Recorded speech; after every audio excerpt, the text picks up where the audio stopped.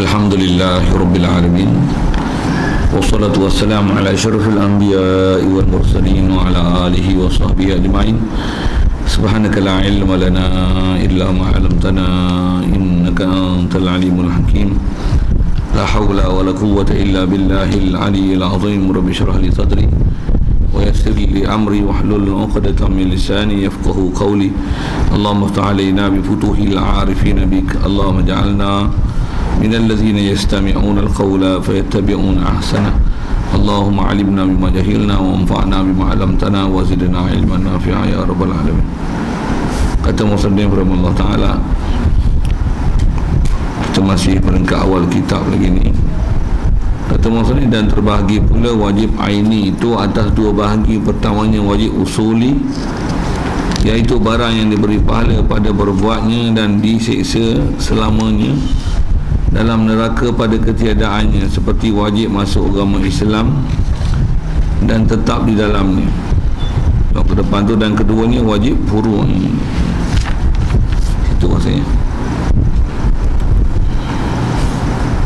Hadirin sekalian, alhamdulillah, pertama sekali syukur kita pada Allah Subhanahu wa taala. Masih Allah Subhanahu wa taala memberikan kelangsungan hayat kepada kita, dan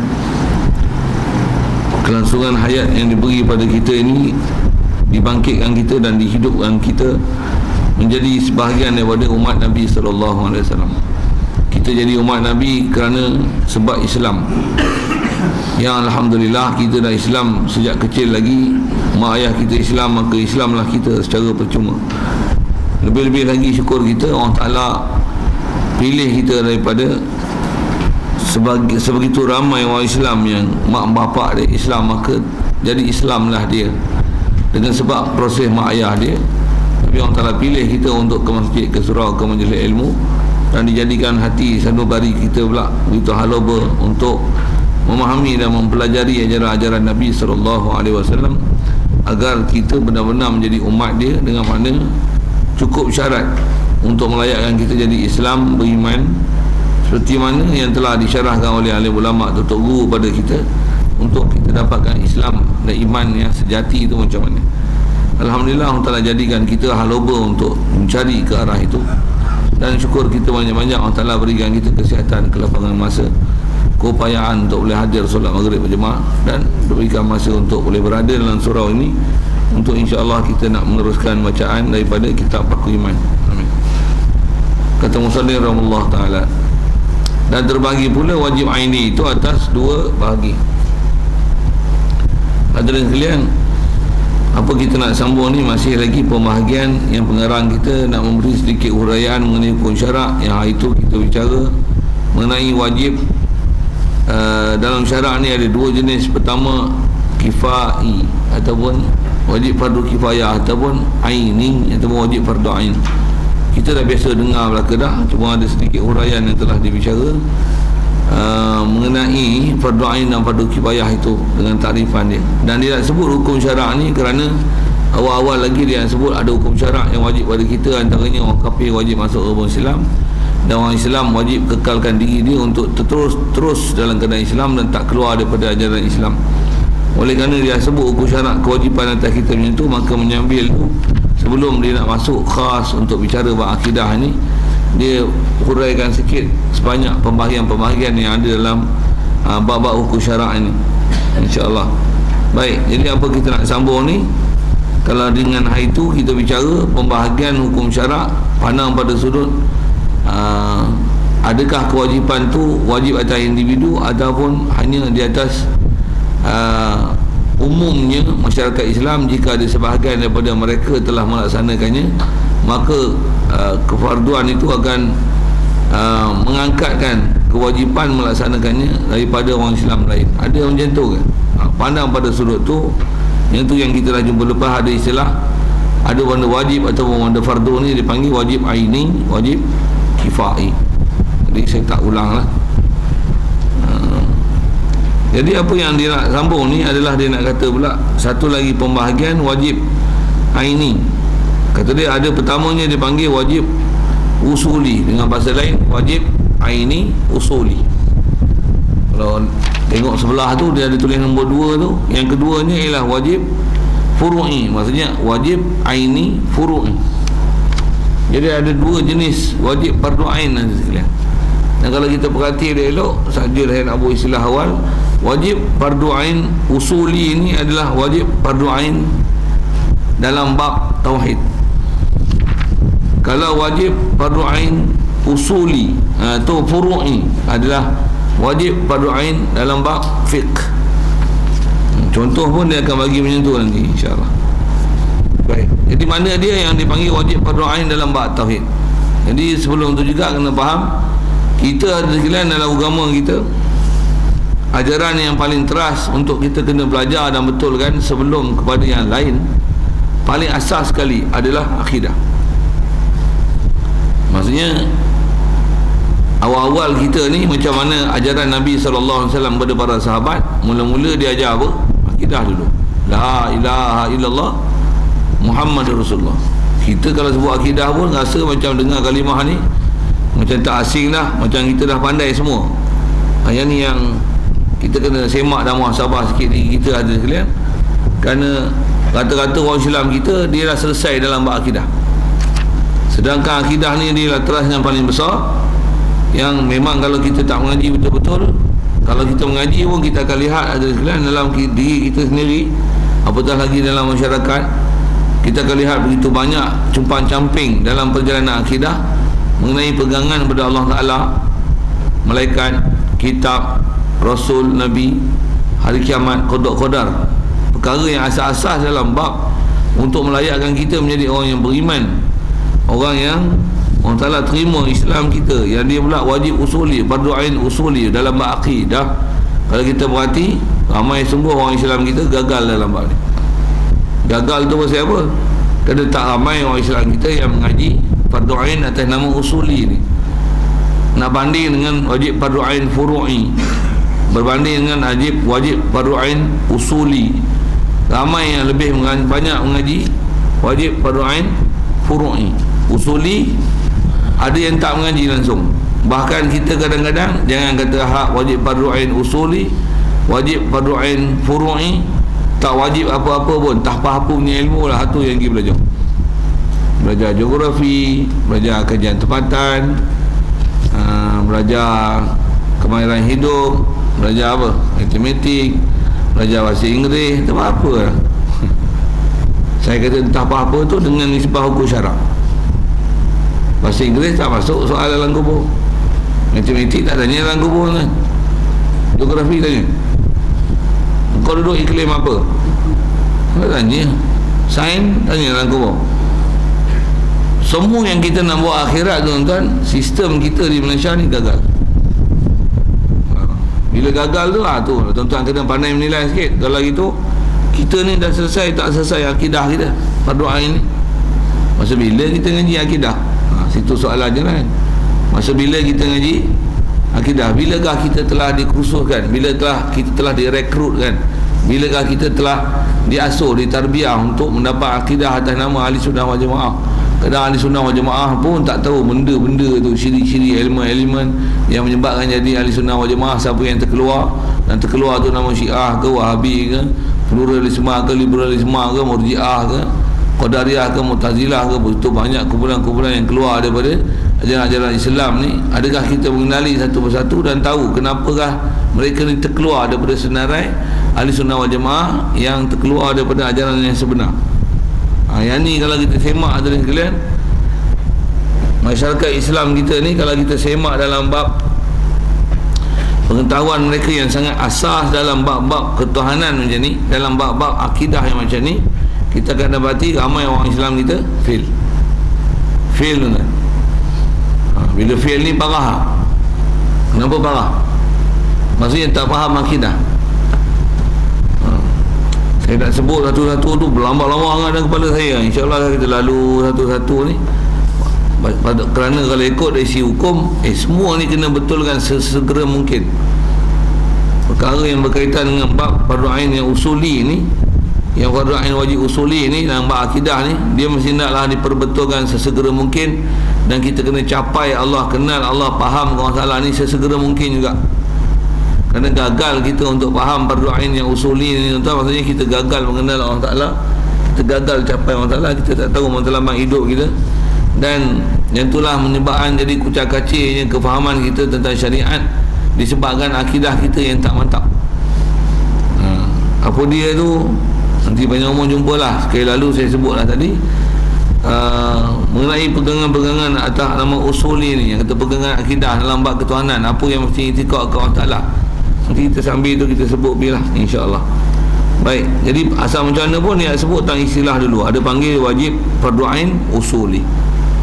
Baik, kalau takrif sekali lalu, apa dia wajib fardu ain usuli yang kita duk selalu dengar fardu ain. Apa takrif fardu ain? Buat dapat pahala, tinggal berdosa. Tapi yang ni bukan fardu ain biasa. Ini adalah fardu ain usuli. Jadi apa maksud fardu ain usuli? Tengok takrif dia beri. Barang yang diberi pahala pada buat dapat pahala lagi, dan diseksa selama-lama dalam neraka pada ketiadaannya. Benda lah, biasa belajar macam tu. Kita selalu dengar buat dapat pahala, tinggal berdosa. Itulah rasa paling besar lah, wajib. Ada yang wajib buat dapat pahala, tinggal jadi kafir terus? Ada ke? Tu dia nak sebut tu. Adalah weh. Apa dia?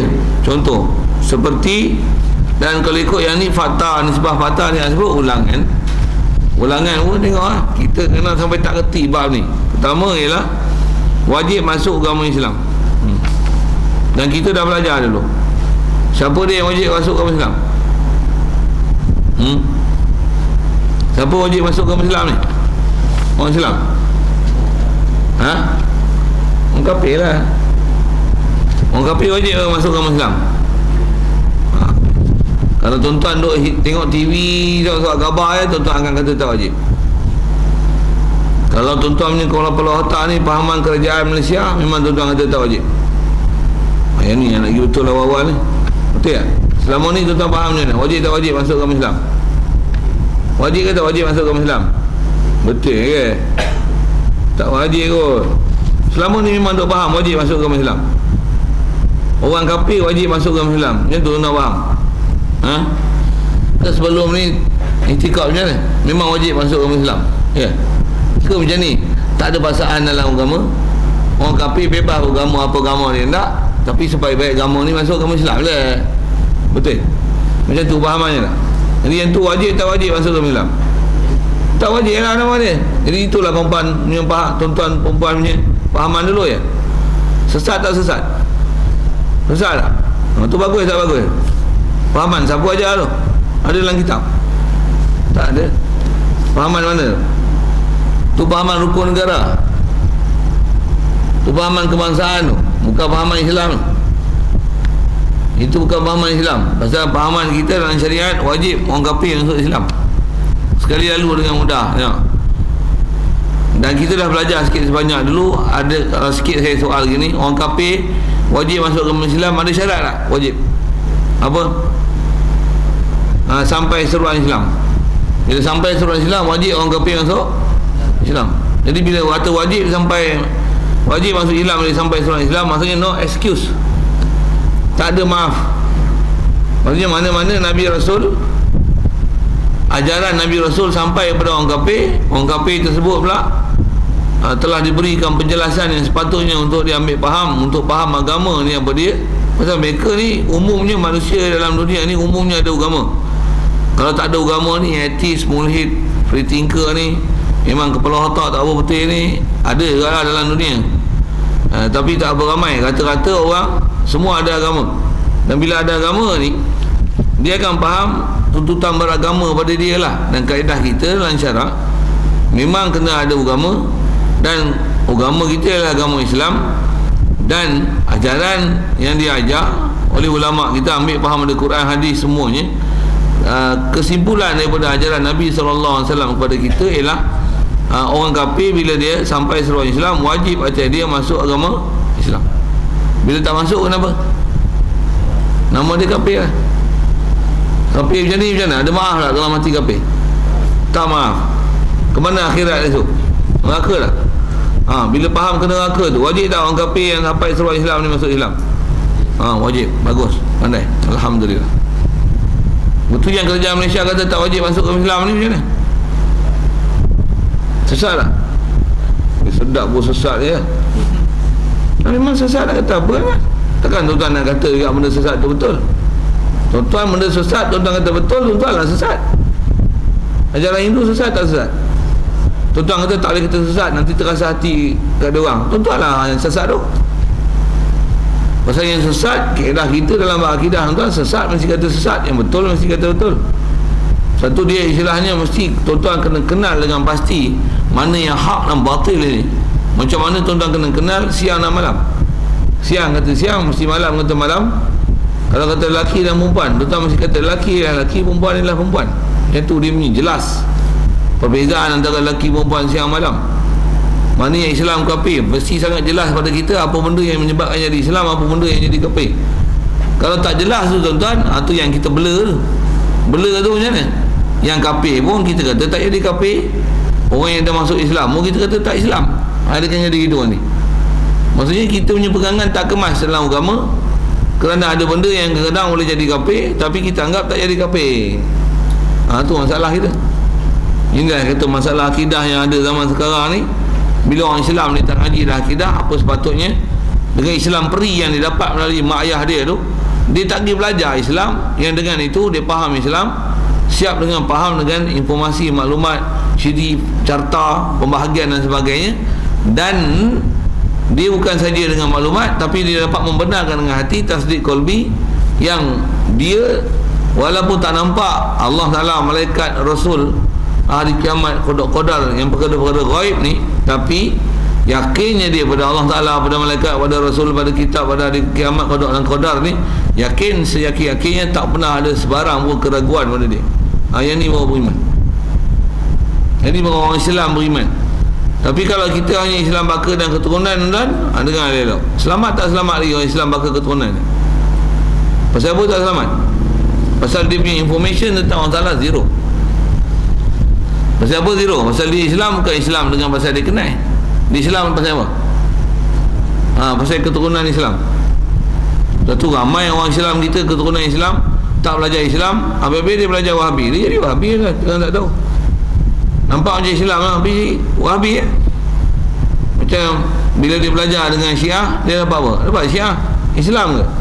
Wahabi Syiah ni keluar pada jalan Islam, bukan dalam jalan Islam kan? Kalau tuan-tuan dengar di luar ni, penceramah-penceramah kat luar ni macam-macam. Memang kita akan sebut ni sikit sebanyak kot apa dia yang kata. Pasal kena faham tu apa dia nama ciri keluar tu. Kita asal saya nak sebut tadi sekali ialah macam ni. Berakidah tuan, kita mesti yakin apa yang yakin ialah yakin.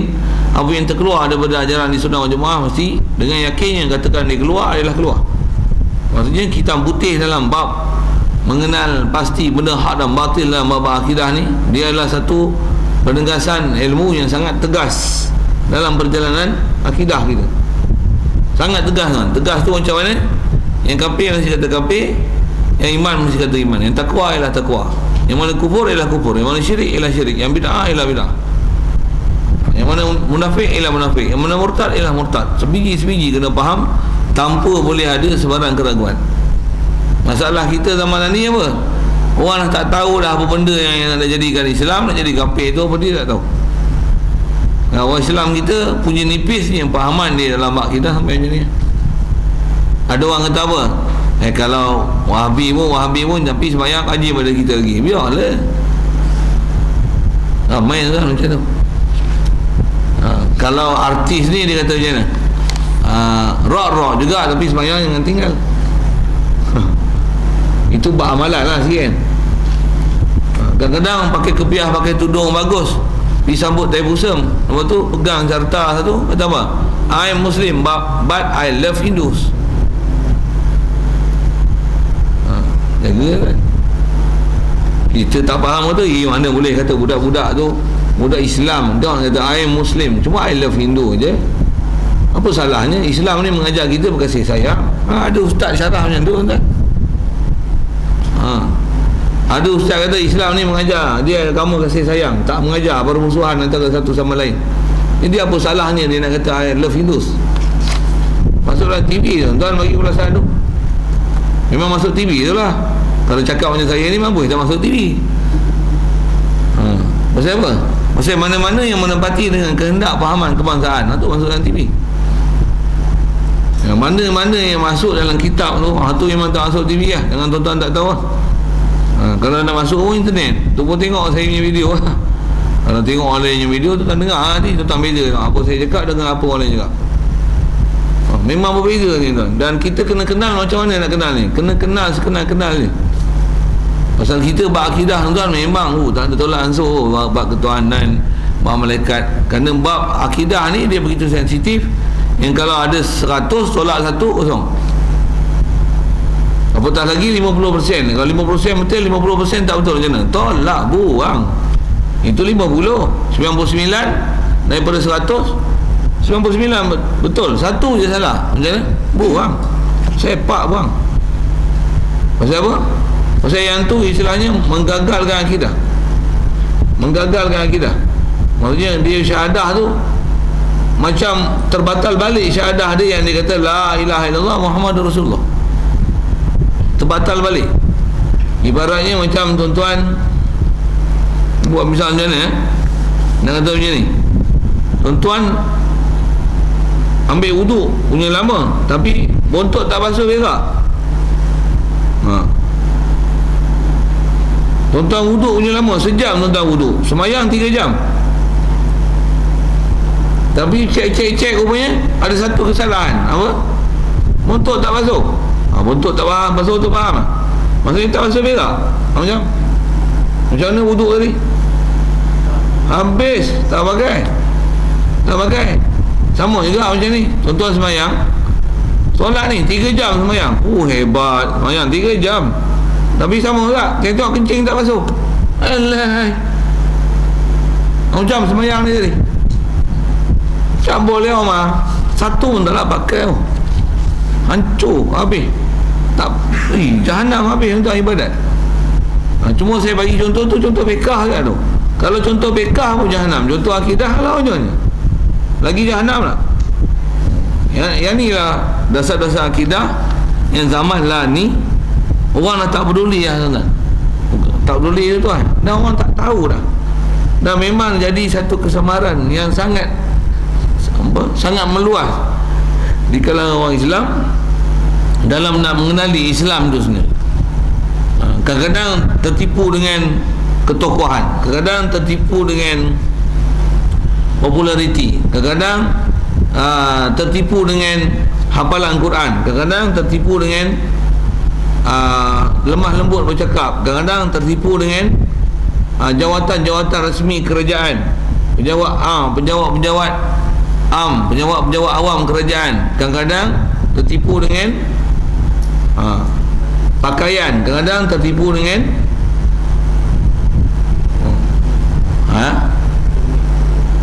kadang-kadang tertipu dengan gelaran-gelaran doktor, akademik, kadang-kadang tertipu dengan apa lagi? Banyak kan. Kadang-kadang tertipu dengan serban je orang. Kadang-kadang tertipu dengan amalan zahir yang nampak elok tapi batin dia adalah benda kufur dan syirik. Ini yang dia kata wajib usuli, kita kena jaga sungguh. Cuma insyaAllah panjang umur kita jumpa lah. Sampai bab ni kita tengok satu-satu kan. Cuma sekadar saya nak sebut kata wajib usuli ni dengan mana buat dapat pahala tapi tinggal dia seksa dalam neraka selama-lama. Fokus asal kita ialah wajib masuk agama Islam. Siapa wajib masuk agama Islam ni? Orang kafir. Orang kafir mana wajib masuk agama Islam? Ada syarat tak? Apa syarat dia? Sampai seruan Islam. Jadi wajib lah orang kafir masuk Islam. Wajib. Betul yang dia orang kata tak wajib tu. Itu pun rasa saya ada sentuh. Yang dia orang kata tak wajib. Si ayat Quran tuan-tuan, dalil apa? Dalil tak wajib masuk agama Islam. Apa dia? La ikrah fiddin. Pandai pun. Biasa dengar dalam TV tu. Betul tak saya cakap? Dalam TV dia tak macam mana? La ikrah fiddin. Tak ada paksaan dalam agama. Ni ustaz ni macam mana ni? Ni ayat Quran kata tak ada paksa, ustaz kata kena wajib lah. Faham wajib itu terpaksa lah. Tuan-tuan jawab, tuan-tuan dah jawab tadi soalan saya dah cerita kat tuan-tuan.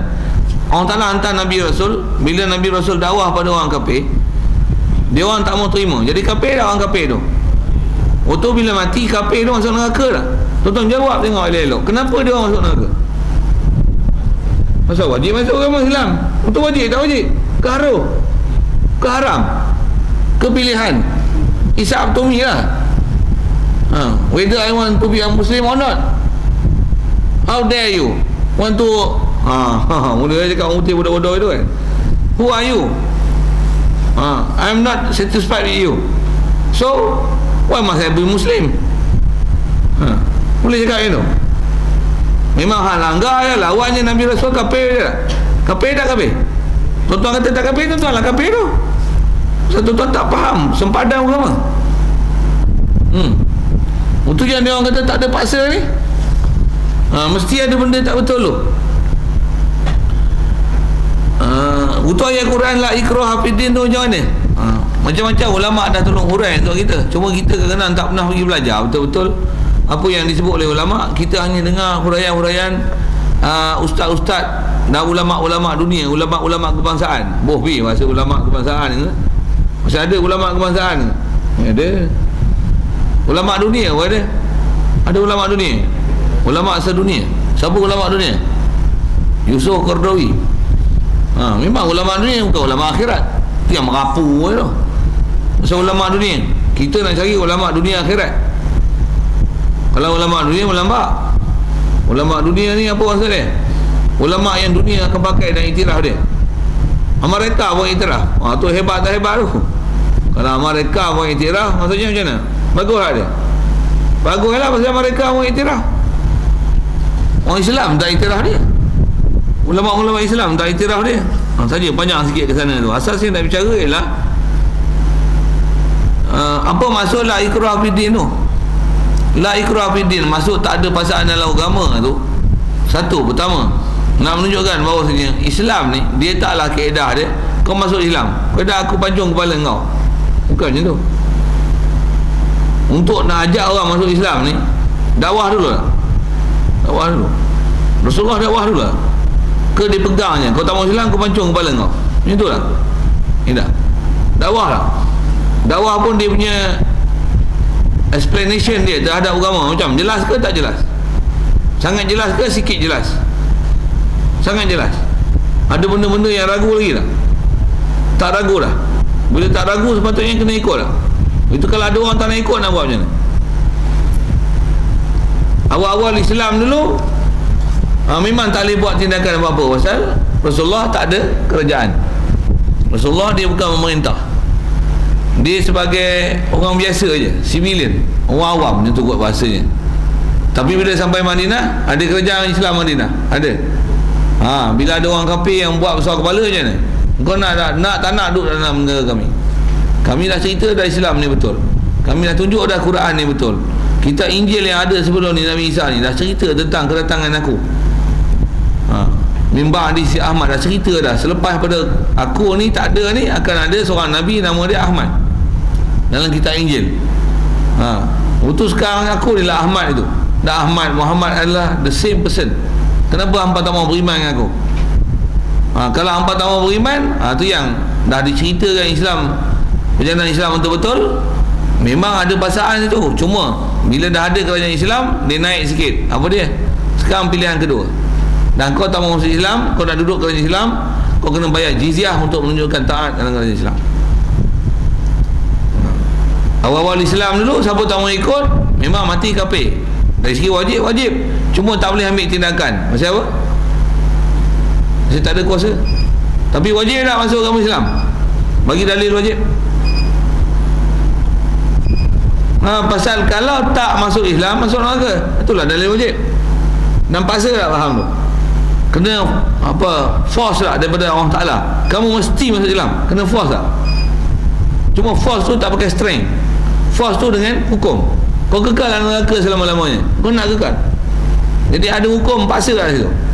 Tak mana paksa, ada ancaman, tak beriman ke apa yang masuk neraka.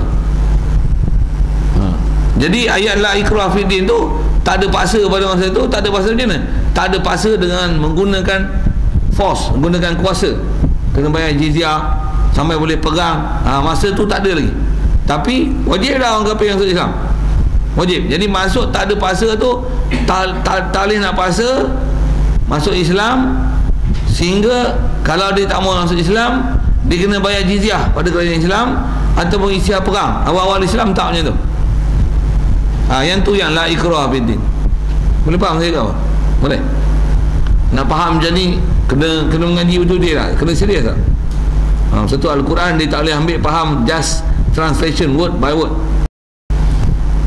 Tak betul kan? Pasal kebanyakan ayat Quran ni kalau just translation word by word, dia akan memahamkan makna yang lari langsung daripada ajaran Islam sebenar. Sebab tu dia tak boleh hanya lihat hanya pada satu ayat Quran. Dia kena tengok pada seluruh ayat Quran, seluruh hadis Nabi SAW. Lepas tu baru boleh buat satu kalkulasi, boleh buat satu calculation, satu keputusan, satu rumusan daripada seluruh Quran hadis. Ni keputusan dia, ni keputusan dia, ni keputusan dia. Dan jadi siapa yang boleh buat hukum macam tu? Malaikat ahli ulama yang kalau disebut hukum fiqh ni, dalam bab akidah ni, dia panggil ulama yang mujtahid. Ada mujtahid dalam bab-bab fiqh, ada mujtahid dalam bab-bab akidah yang mereka telah mengoreksi seluruh Al-Quran dan hadis, mengeluarkan segala intipati daripada Al-Quran hadis yang menunjukkan ini adalah satu kewajipan berakidah yang mesti dipegang. Orang Islam mesti know dia, tahu dia dengan pengetahuan yang sangat kuat. Macam mana kuat dia boleh bezakan antara hitam dengan putih, macam mana dia boleh beza siang dan malam, macam mana dia boleh bezakan antara Islam dengan kufur. Macam tu dia punya sangat terang dia. Jadi asal nak kata wajib masuk agama Islam. Kalau masalah paksa nak sebut gini, paksa tu sampai tahap macam mana? Paksa sampai boleh perang. Yang tu adalah tahap tahap penghujung syariat. Rasulullah SAW sebelum dia wafat, syariat yang akhir turun pada Nabi dari segi kita punya hukum yang kena tegas terhadap orang kafir, terutama dalam pelaksanaan Islam ni. Dakwah dulu, lepas tu yang kedua, kalau kita dah ada kerajaan Islam, suruh dia masuk Islam. Kalau dia tak mau masuk Islam, setelah kita bagi penjelasan, kalau dia nak duduk kat negara kita, boleh dengan syarat berikan ketaatan, patuh pada khalifah, taat pada hukum Islam, dan kau kena bayar satu bayaran yang bernama jizyah untuk menunjukkan ketaatan pada kerajaan Islam. Kalau yang tu pun tak mau, pilihan ketiga apa? Perang. Yang tu yang perang tu. Perang tak? Perang. Untuk Islam ni disebarkan dengan peperangan ke? Tak. Seluruh dunia tu kan, Islam tak datang dengan perang. Islam datang dengan dakwah. Betul tak? Dakwah. Tapi orang sebaliknya, yang datang dengan perang ni siapa? Semua orang kafir. British masuk Malaysia, perang. Masuk tanah Melayu tu, perang. Belanda jajah tak? Portugis jajah tak? Semua hak bangsa Eropah ni semua jajah. Bobi kan? Perancis jajah tak? Dia ada negeri-negeri dia lah jajah. Apa tu tapi tengoklah sejarah, takkan buta sejarah, langsung sejarah kot. Sisi pergi belajar sekolah kebangsaan dulu. Biaya tu. Dia orang semua masuk negeri orang Islam jajah je. Jajah, bunuh, takluk, jajah, takluk. Itu kerja dia. Orang Islam masuk negeri kita orang macam mana? Dakwah jadi Islam. Cuma degil je ni. Apa perang?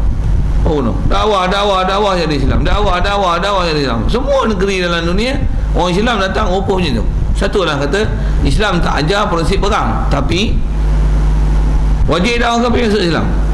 Tahap dia macam mana? Tahap dia kalau atas kata law dia macam ni, macam kita dah sebut. Tapi tak pula kau masuk Islam, tidak aku bunuh kau macam tu. Boleh faham saya cakap apa?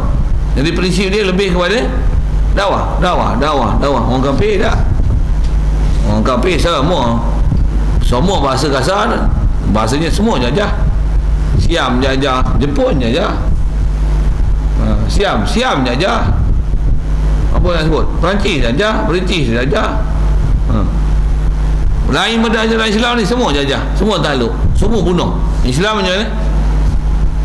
Dakwah. Perang ni bila dia tak mau ikut hak Islam apa betul tu. Orang dah cerita dah apa yang elok, macam pergi lawan tak? Lawan lah. Orang dah cerita hak betul tak mau. Macam saya sebut gini, Tuan-tuan kalau telanjang bahaya tak?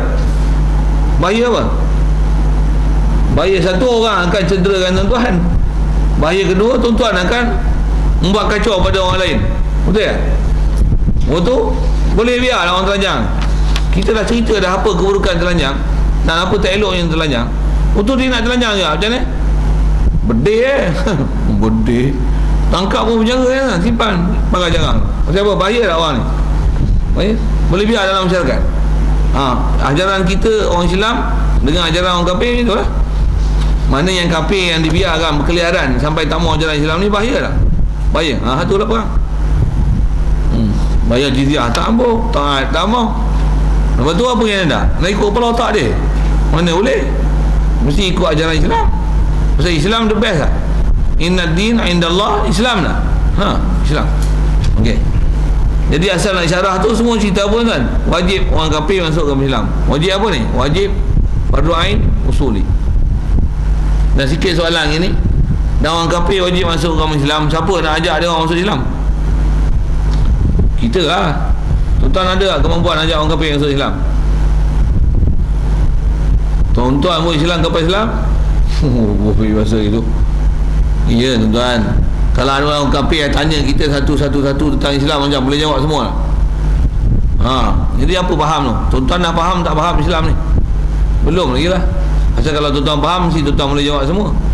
Jadi tuan-tuan boleh buat kerja dakwah ni. Ni tuan-tuan nak dakwah apa? Tuan-tuan pun masih kena dakwah ni. Tu pun tu ajak dakwah, ajak main masjid, ajak main ngaji. Ajak main mengaji pun tak mau main mengaji. Macam mana tuan-tuan nak bagi orang kafir masuk Islam? Tuan-tuan pun tak kerti Islam, macam mana tuan-tuan nak ajar dia orang Islam? Tuan-tuan pun tak kasih kepada Islam, macam mana tuan-tuan nak ajar dia orang masuk Islam? Tuan-tuan pun tak cinta, tuan-tuan pun tak suka, tuan-tuan pun tak ambil pegang tentang Islam, macam mana tuan-tuan nak ajar Islam kat dia orang?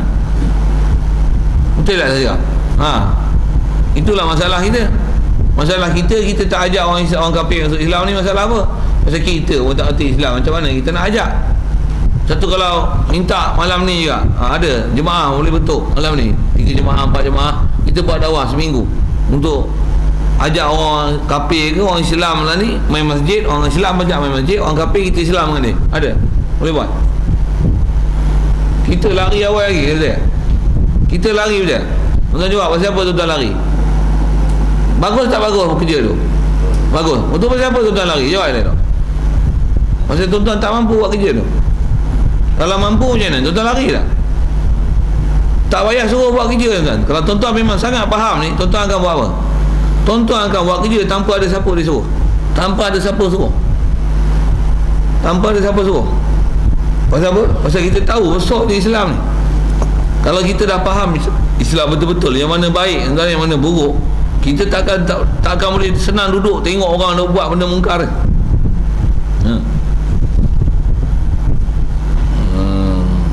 Jadi masalah yang kalau kita lihat sini, memang orang kafir masuk Islam tu wajib. Syarat dia sampai seruan Islam.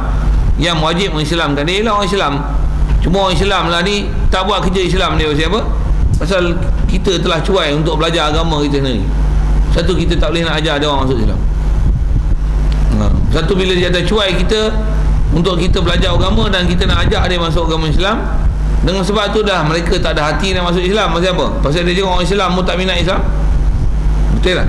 Jadi halangan dah orang Islam nak masuk. Orang Islam yang tak masuk Islam, macam tu kot bahasanya. Boleh juga kata gini, orang Islam yang tak mau Islam ni, orang Islam yang tak mau laksanakan hukum Islam ni, orang Islam yang tak peduli dengan Islam ni tai lah dalam masyarakat kita. Tai apa? Tai menyebabkan orang kafir tak mau masuk Islam. Kalau kita ajak orang kafir masuk Islam, kita apa? You mau ajak kita masuk Islam. You tengok orang Islam itu pun tak nak ikut Islam. Mau ajak kita masuk agama Islam. You masuk agama Buddha lagi bagus mah. Dia kempen kita pula. Duit masjid lah, itu tabung lah. You tengok lah, bubur lantai petri sama tiang besi mah hilang lagi. Itu CCTV pun cerita pancing. Duit tokong, duit masjid pun orang Islam curi. Orang Cina walaupun Buddha tak nak curi duit tokong mah, banyak suai. Malu kita kan. Apa masalah kita ni? Orang Islam ni tak kata memang. Jangan tu kata tai lah puak ni. Tai. Untuk apa kita nak buat? Biar ke? Perang. Mana ni perang kan? Orang Islam nak buat apa? Nak dakwah siapa dulu? Dakwah orang kafir dulu ke dakwah orang Islam dulu? Kenapa dakwah orang Islam dulu? Pasal orang Islam yang banyak ni kita pun tak buat tanggungjawab terhadap dia, dan tanggungjawab mereka lebih besar. Dengar elok. Kenapa besar? Tanggungjawab mana besar? Ajak orang Islam ni supaya dia komitmen dia dengan Islam, atau ajak orang kafir yang masuk Islam? Mana besar? Dengar, macam buat kerja macam ni lah, saya nak sebut soalannya ni. Buat kerja macam Dr. Zakir Naik tu besar, ke buat kerja macam tabligh tu buat kerja tu besar? Jawab dia lah. Tabligh buat kerja tu tak faham saya sebut apa. Tabligh ni pergi buat apa? Jumpa orang kafir ke? Ada juga orang kafir dia jumpa, tapi besar dia punya program dia apa? Jumpa orang Islam ke jumpa orang kafir? Okey, antara kerja tabligh ni dengan kerja macam Dr. Zakir Naik buat tu, siapa besar lagi? Tabligh buat ke Dr. Zakir Naik? Tabligh buat. Kenapa? Pasal dia ajak orang Islam bagi ikut Islam. Lagipun orang Islam ni kalau dia tak belajar Islam, dia berdosa tak? Salah besar tak? Memang garanti masuk neraka punya. Kalau dari akidah dia sampai boleh silap jadi sewil, masuk neraka tak keluar-keluar lah kan? Apatah lagi kalau ada istilah jadi murtad tu. Nauzubillah. Kalau orang kafir, kita tak dakwah dia masuk Islam, tak ada orang pergi ajak dia masuk Islam, macam dia tak ada taklif. Pasal tak ada siapa ajak dia masuk Islam, biar dia. Tapi bukanlah suruh biar, tapi masuk biar tu apa? Selagi kita tak ajak dia masuk Islam, dia jangan tak tahu tuan, kita mati so tengok dia masuk syurga dulu lagi. Pasal apa? Pasal dia tak ada taklif, tak ada siapa ajak dia masuk agama Islam. Tapi kita ni yang dah Islam ni, kita tak cari Islam macam mana? Kena tak esok? Pasal apa kau tak pergi belajar? Kenapa tak belajar tauhid? Tuhan kau tak kenal. Kenapa kau tak kenal Allah Ta'ala? Kenapa tak cerita Nabi Muhammad?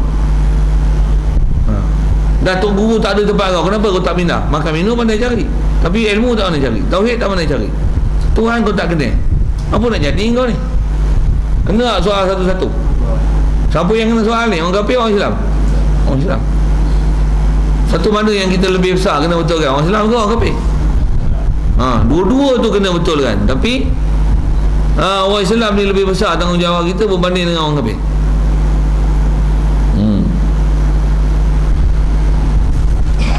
Baik, jadi yang ni lah wajib usuli yang pertama sekali. Apa dia? Orang kafir kena masuk Islam.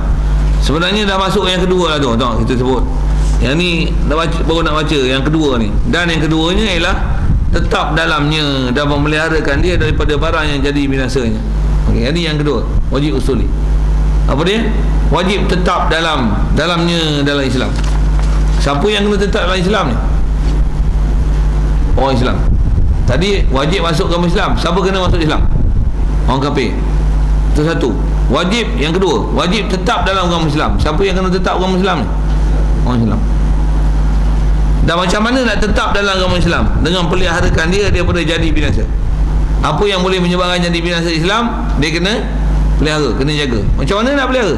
Kena belajar, kena faham lah, kena istilahnya makrifah lah, kena reti lah, kena a very good knowledge, excellent knowledge about Allah Ta'ala, about Rasul. Then only baru kita boleh jaga diri kita daripada binasa kita punya akidah terhadap Allah Ta'ala dan terhadap Rasul. Betul tak? Satu, kita bila tak faham bab ni tuan-tuan, walaupun kita Islam, dan kalau katalah nisbah kita satu hal ataupun orang lain, sebenarnya kalau ikut hukum Islam, akidah yang, kalau saya nak bagi contoh satu ni, kalau ikut bab Islam, masalah akidah ni. Tapi oleh kerana kita tak faham benda ni boleh binasa akidah pada kita, tak apa, kita boleh bermaaf-maafan lah. Bahkan kita kata tak apalah, kita ambil dia baik, yang tak baik tu kita buang lah.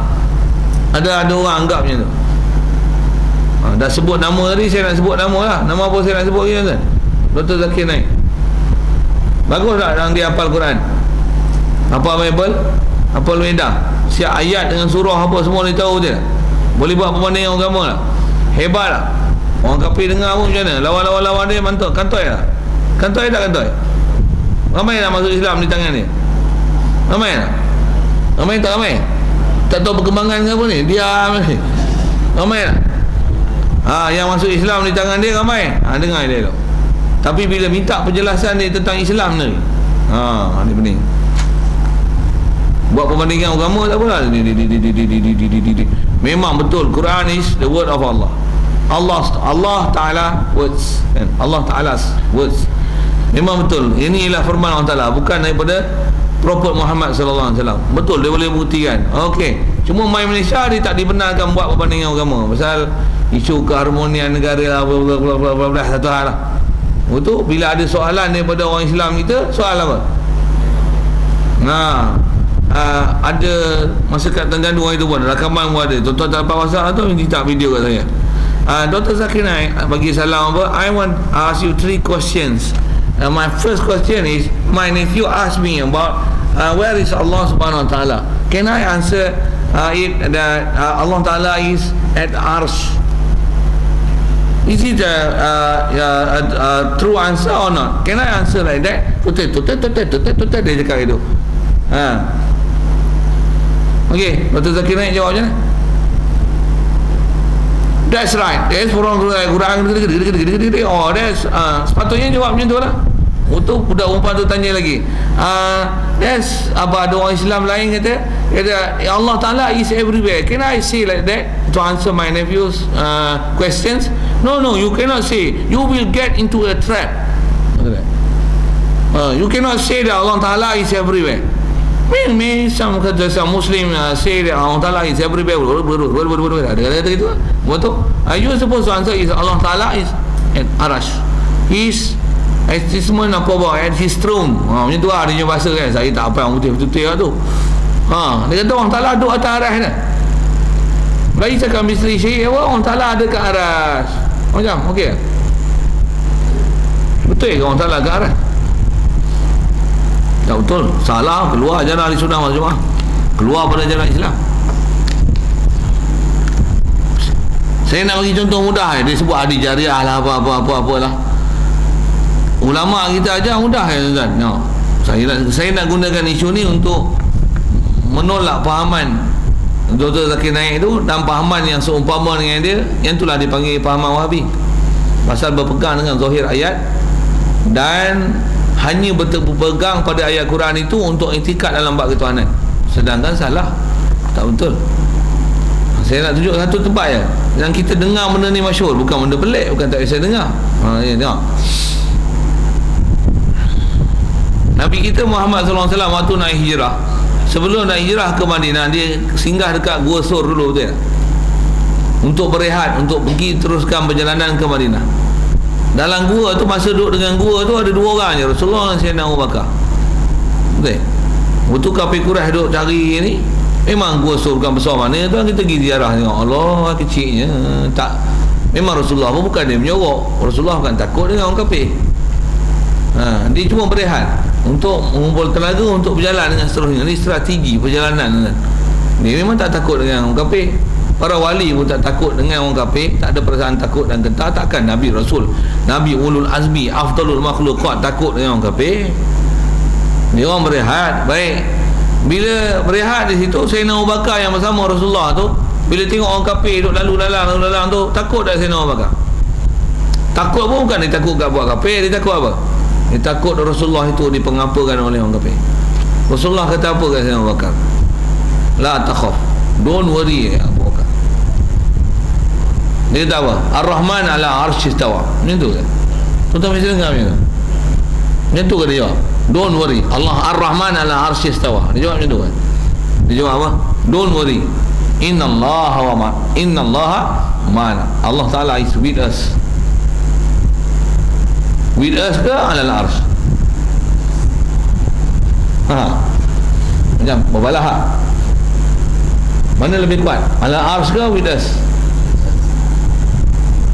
Untuk ala arsh ni betul lah akidah dia. Untuk with us pun macam mana? Duduk kat mana? Duduk kat mana? Sebelah, belakang, atas kokok, masuk dalam badan, buah ketiak. Mesti kita faham bagi betul lah apa maksud tu. Jangan memahamkan Allah Ta'ala bertempat. Dan dia dengan sambung je kata dia, when we pray for doa, kata dia, say our hand is like this. So it show that Allah Ta'ala is upside, bukan downside. Kalau tak, kalau itu kita menghadap kiblat mana? Ya tak? Menghadap kiblat mana? Kaabah tu tak? Bila menghadap kiblat, so Allah Ta'ala kat Kaabah. Satu dunia menghadap Kaabah, betul tak? Betul tak betul? Betul. Allah Ta'ala kat mana? Kaabah tu nama Arab apa? Baitullah apa maksud? Allah Ta'ala's house. Bila house, so you suppose he live there lah. Tak macam mana boleh kata Allah Ta'ala house? Tak mampu itu mengaji akidah kita. Ini akidah siapa ni? Inilah akidah Wahabi. Pasal apa? Pasal dia faham Allah Ta'ala bertempat sama, tapi dia tak akan masyhur kan Allah Ta'ala rumah duduk di Kaabah tak? Pasal orang boleh pergi tengok Kaabah, buka tak jumpa. Nak kata makna pun bukan ada di sebelah. Lepas tu bagi misteri je lah. Allah Ta'ala arash, ke arah. Siapa boleh pergi arash? Nak mampu nak pergi arash? Habis tuan, habis keterak kita pergi, takkan sampai. Mampu kering gitu. Dia kata berlaku Isra Mi'raj pun Rasulullah bertemu Allah Ta'ala, tu Allah Ta'ala ke arah. Tak betul. Yang ke arah tu Rasulullah, bukan Allah Ta'ala. Tak semestinya bila Rasulullah ada ke arah Allah Ta'ala di arah. Tak betul. Saya nak cerita tahu tentang ajaran tak betul tu. Bila dia cerita dengan orang kafir bila masuk Islam, tapi bila cerita Islam macam mana? Pening lah. Bab ketuhanan pun fail. Yang ni orang tak faham ni. Yang saya kata tadi, bila orang tak faham yang asal nak cerita, kita wajib pelihara daripada jadi binasa akidah kita. Orang tu kata, benda ni furuk je, tak saduk kelahi lah, benda ni sikit sangat. Dah berapa banyak jasa dia ke Islam dengan orang kafir. Tan di Islam dengan orang kafir tu hal. Yang dia kafir dengan orang Islam lah. Macam mana pula kafir dengan orang Islam? Tuan-tuan jawab tak? Macam mana boleh jadi kafir orang Islam? Dah kata orang Ta'ala di arash, kafir tak? Salah tak akidah tu? Salah ke? Salah tak salah? Tak apa, okey. Saya dah tunjuk dia kan. Orang Ta'ala ke arah ke? Dalam Kaabah ke? Ke bersama-sama kita? Itu bersama-sama kita. Ada yang Quran bunyi macam ni lah. Innallaha ma'as sabirin. Allah Ta'ala bersama dengan orang-orang yang ramai tak orang sabar. Tadi bersama kita Rasulullah dengan Abu Bakar. Ni bersama-sama dengan kita. Kita sabar tak sabar? Sabar tak sabar? Sabar ya? Jadi Allah Ta'ala bersama kita tak? Bersama kita tak? Okey. Allah Ta'ala dekat ke jauh dengan kita? Dekat. Arah lah jauh. Quran kata apa? Wa idza sa'alaka ibadi anni fa inni qarib. Aku dekat. Dekat weh, kan jauh. Atas arah jauh lah. Daripada arah dia bagi PJJ. Panduan jarak jauh. Macam tu. Tak betul lah kita. Yang kalkulasi ulama ahli sunnah wal jamaah kata macam mana? Semua itikad tu batil. Kalau dengan makna tempat, kawasan, mustahil. Akidah yang betul Allah mawjud, dia memang ada, dan kita tak bicara zat Allah Ta'ala di mana. Atas istilah ulama ahli sunnah wal jamaah, Allah mawjudun bila makanin, dia ada dengan kita tak nisbahkan tempat kat dia. Ada bab kita jumpa panjang nanti insya-Allah. Sekadar saya nak sebut, kena jaga jangan benda yang ada rosakkan kita. Jadi Dr. Zakir Naik dia ajar macam tu, macam rosak kita. Macam-macam tuan dalam TV ni benda rosak kita. Satu Malaysia pula. Saya nak bagi contoh tu, contoh yang tu orang tak sangka. Orang tak sangka. Saya pun memang peminat Dr. Zakir Naik juga. Memang saya tengok dia hujar dengan kelahi dengan Kristian tu, puas hati kita tengok. Terkangkang Kristian. Bahasa dia terkangkang, senang. Terkangkang faham tak? Maksudnya apa? TKO nya memang kalah mampu ya. Tak masuk Islam kalau sajalah bawa Kristian ni. Ada orang Kristian duk petikai ayat Quran gini. Dia buat senarai ni, dia ambil 2 senarai ni, ada 30 soalan, 30 benda ni. Dia kata yang ni saya tengok ni pasal lama dah saya tengok dia, memang saya kenal dia. Kenal dalam video lah pernah tengok YouTube apa, memang duk minat pun tengok dia. Dari segi perbandingan agama, dia cerita dengan Kristian ni memang tak ada masalah langsung. Bagus sangat kalau dia cerita. Dia kelahi dengan apa? Dr. William Campbell. apa, Al-Quran and Bible in the light of science, tajuk dia. Ingat tak? Sampai lah ni saya ingat. Mula Dr. Campbell dia tunjuk lah dengan slide dia, dia nak cerita Al-Quran tak betul. Dalam masa 5 minit je, apa kawan tu cakap Quran tak betul, semua dia jawab. Siap, habis. Dia jawab 40 minit, betul je. 30 minit lagi dia bawa. Okey, dalam Bible lah aku nak pakai. Apa saya nak cerita lagi Quran dengan Bible je. Okey, dalam Bible engkau kata macam ni. Ada dekat 30 soalan dah silap saya. Dia tanya, kau jawab satu persatu. Okey, satu tak jawab. Pasal lepas dia bercakap tu, dia bagi Dr. William Campbell tu jawab. Tuan-tuan tahu Dr. William Campbell yang Christian Orthodox, yang memang dia kata dia pakar dalam bab Bible apa? Dia kata apa? Dr. Zakir Naik give me a very big problem. The considered answer that I can give tonight is I cannot give any good answer to answer Dr. Zakir Naik questions. Macam kan tu ya? Orang tepuk tangan. Okey, bagus. Tapi bila cerita orang salah, Ar-Rahman ala arsy istawa. Allah. Punya bagus sembahyang, khusyuk, sujud sejam tu kan. Dia tak montok tak basuh. Allah. Tu saya buat bandingan tu mudah faham. Okey, faham tak faham?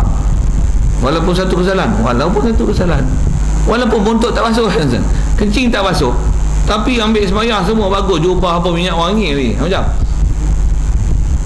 masalah dia apa? Tak basuh kencing je. Tak basuh kencing je masalah. Itu pun saya bagi contoh tak basuh kencing tu untuk faham benda tu satu masalah je. Walaupun tak basuh kencing, tu pun masalah fiqah lah. Ini bukan masalah fiqah. Kencing semua basuh elok. Apa masalah dia? Allah Ta'ala ke arah hatu ya, Jahannam habis. Syahadah lain. Bagus yang tak basuh kencing tu lagi. Bisa apa? Kalau dia tak kata Allah Ta'ala ke aras, dia hanya berusaha pasal sembahyang dia tak sah, sembahyang dia semua tu tak pakai, tapi akidah dia betul pasal dia tak kata Allah Ta'ala atas aras, Allah mawjudun bila makan. Tapi yang ni dia kata apa? Allah Ar-Rahman ala ars. Macam mana? Apa semua kau kena syahadah lain mau boleh masuk Islam. Macam bahaya tak kita? Bahaya tak bahaya? Zaman sekarang memang dibuka sangat tentang benda ni. Yang kata langit terbuka luas lah. Memanglah langit terbuka luas. Bila dah terbuka luas, tuan-tuan nak pilih apa? Tuan-tuan nak pilih apa? Kalau tuan-tuan buka YouTube lah ni, ramai dah ustaz, ramai berceramah. Tuan-tuan nak tengok apa? Mata nama saya Ustaz Ahmad Rosani. Kod saya, tuan-tuan kenal saya. Memang banyak tuan-tuan tak nak tengok. Tuan-tuan ngadap lah tu 2 tahun tengok tak habis lagi video lah tu. Untuk pasang hari-hari habis satu video, sambung. Masa 2 tahun tak habis nak tengok video-video yang ada lah tu. Yang saya punya je, yang cerita orang lain, cerita hak saya punya. Nak tengok Ar-Rahman TV, Halakah Ilmu, tu pergi tengok tu.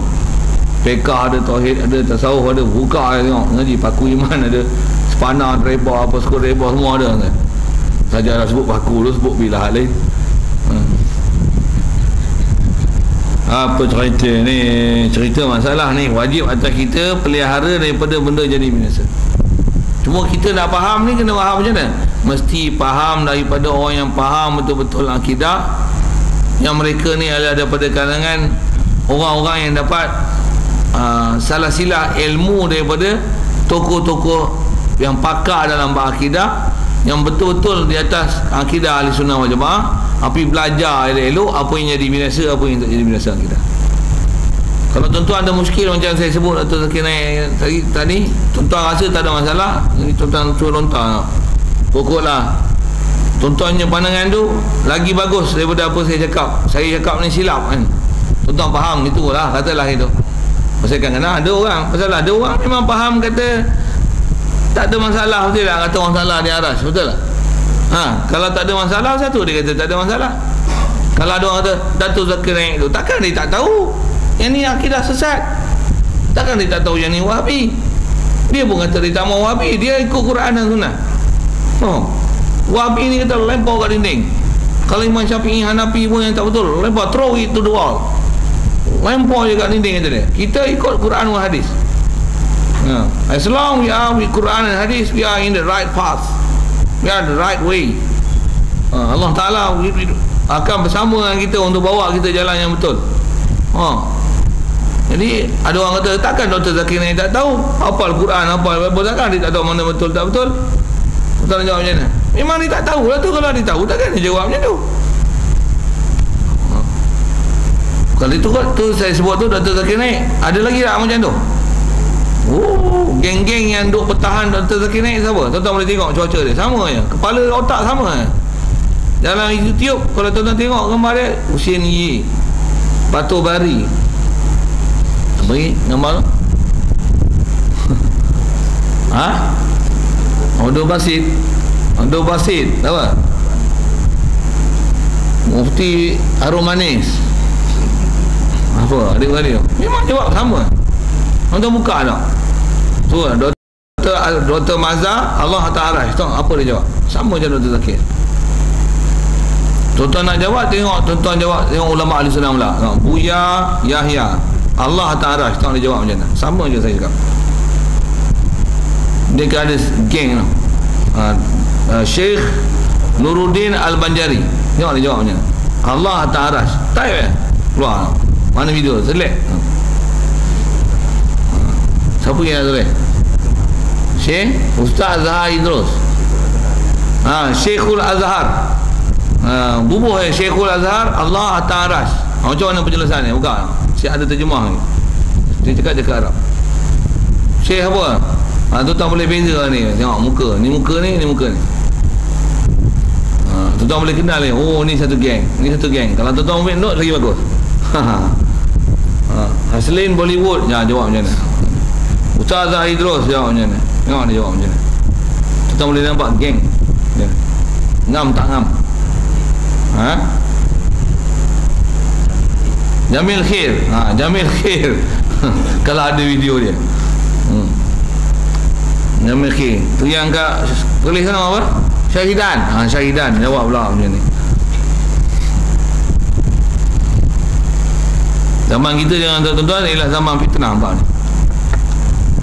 Bab Islam ni memang Rasulullah kata ja'al Islamu ghariban sayaudu ghariban.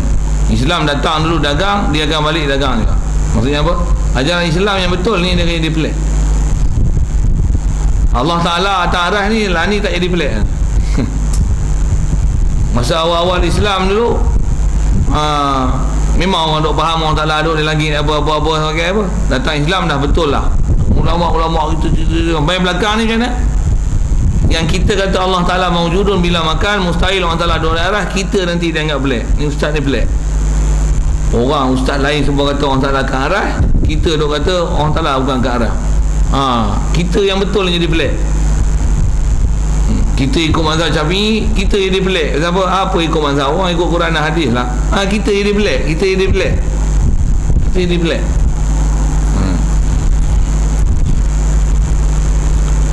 Baik. Jadi asal nak sebut tak mana, wajib kita pelihara daripada binasa akidah. Dan siapa yang kena jaga ni? Kita lah. Macam mana nak jaga binasa? Baik, kalau saya senaraikan sekali lalu, apa dia benda boleh binasa akidah kita? Binasa akidah kita paling bahaya kufur. Kalau saya sebut Allah Ta'ala atas arah tadi, macam pahaman kita dah sebut tadi, itu ialah antara akidah kufur. Maksud apa? Mensabitkan perkara mustahil pada Allah Ta'ala. Mengatakan Allah Ta'ala duduk di arah ni serupa macam kita kata Allah Ta'ala ada anak. Sama dari sisi sabitkan kufur. Mensabitkan pada Allah Ta'ala perkara yang tak sepatutnya. Kalau ada orang kata Allah Ta'ala yang kata dia duduk atas aras, nanti Syed, bahasa engkau bagi betul. Allah Ta'ala tak kata dia duduk atas aras. Memang Ar-Rahman ala arsyil istawa ayat Quran, tapi bukan maksudnya duduk atas aras. Macam mana innallaha ma'ana, Allah Ta'ala juga yang Allah Ta'ala dengan Rasulullah sendiri yang bagi tahu innallaha ma'ana, Allah Ta'ala bersama dengan kita. Memang bukan maksudnya bersama tu duduk sebelah, duduk dalam, duduk atas, duduk kiri kanan, subhanallah, bukan begitu. Dia atas bersama Allah Ta'ala yang ceritakan dia bersama dengan kita. Nak jawab macam ni? Bersama ke duduk ke arah ke? Atas makna kalimah terjemah dua-dua bukan. Subhanallah. Allah Ta'ala bukan bersama dengan kita dengan mana tempat, dan bukan diarah dengan mana tempat. Atas mana tempat, dua-dua tak betul. Tapi dua-dua ayat Quran, dua-dua kena beriman. Untuk buat macam mana? Mestilah Ar-Rahman ala arsy istawa, bukan terjemahan dia duduk di arah. Allah Ta'ala bersama dengan kita bukan maksudnya bersama dengan mana duduk sebelah kiri kanan atas bawah kita. Subhanallah. Atau duduk dalam kita. Tak, bukan macam tu. Dia mesti ada makna, tapi bukan makna terjemah, bukan dengan mana tempat. Subhanallah. Itu bersih kan? Itu betul yang kita. Kalau idah adik habis culang calik dia akan jadi lebih kurang 10 akidah. Tuan-tuan nak dengar 10 akidah apa? Di mana satu orang Ta'ala? Ar-Rahman ala arsy istawa. Satu. Amintum man fis sama, di aras kah? Kedua, di langit. Pasal fis sama ada sebut dengan langit saja. Innallaha ma'ana. Allah Ta'ala bersama dengan kami, bersama dengan kita. Ayat Quran tu cerita kita tu siapa? Bersama dengan Rasulullah dan Sayyidina Abu Bakar. Innallaha ma'as sabirin. Allah Ta'ala bersama orang sabar. Ada ayat Quran, innallaha ma'al muttaqin. Allah Ta'ala bersama dengan orang takwa. Ma yakunu min najwa salasatin illa huwa rabihum. Kalau ada dua orang, Allah Ta'ala adalah orang ketiga. Kalau ada orang ketiga, Allah Ta'ala adalah yang keempat. Ayat Quran tu, ma yakunu min najwa salasatin illa huwa rabihum wala khamsatin illa huwa sadisuhum. Kalau ada 5, dia Allah Ta'ala adalah yang keenam. Allah Ta'ala jadi penggenap angka bagi setiap nombor yang ganjil. Dia akan faham bodoh-bodoh macam tu lah. Wa nahnu aqrabu ilaihi min hablil warid. Kami lebih hampir daripada urat tengkuk kamu. 8. Lagi apa? Wa idza salaka ibadi anni fa inni qarib. Allah Ta'ala kata aku dekat. 9. Aina ma tuwallu fasamma wajhullah. Di mana saja kamu hadap, di situ Allah Ta'ala. 10. Cukup. Di mana dia?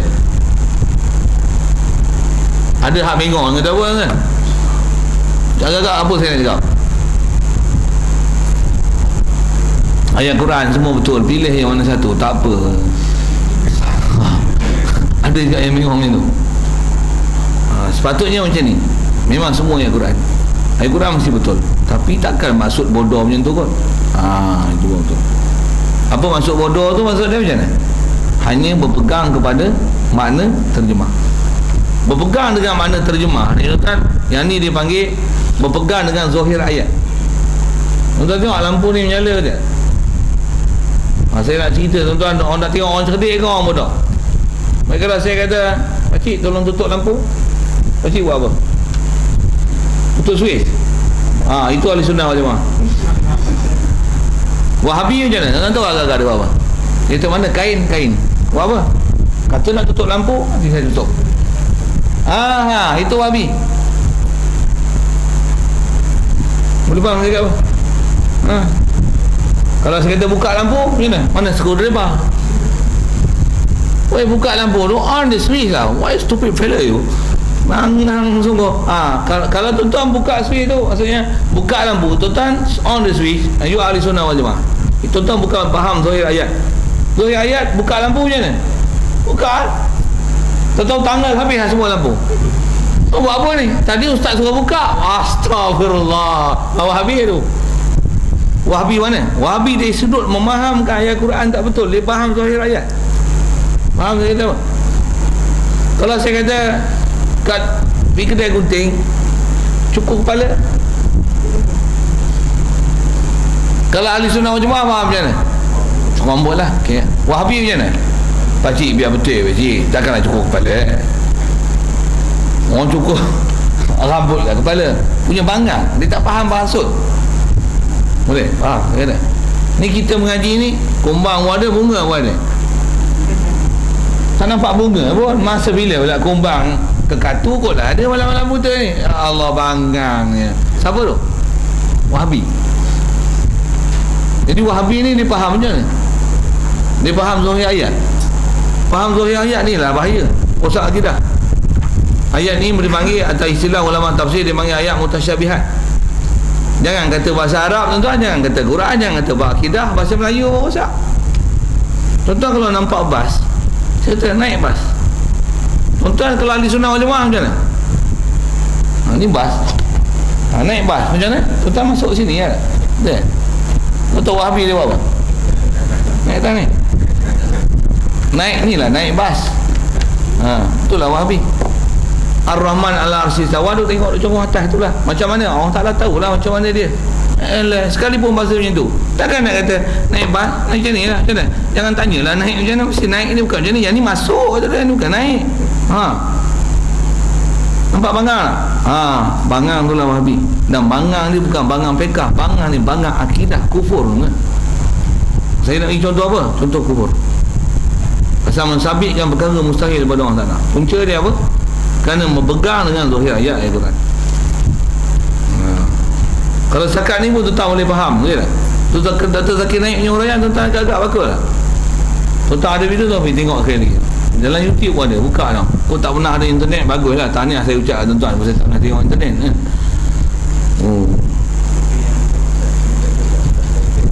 Tak ada apa? Tak ada subtitle, tak ada. Bahasa Inggeris disebut senang je, kita tak faham. Saya duduk pondok faham, hamba duduk sekolah kebangsaan tak faham. Sia-sia duduk sekolah kebangsaan 11 tahun. Itu yang sekolah SPM, sekolah SPM tu. Kalau ambil sijil, ambil diploma, ambil ijazah, tak faham. Saya faham lagi, hebat pada tuan-tuan. Macam mana? Leceh lah, pergi duduk pondok lagi bagus. Dia mengaji bahasa Inggeris dengan saya lagi bagus lah. Okay. Nak kena tunggu subtitle juga kalau teruk sungguh.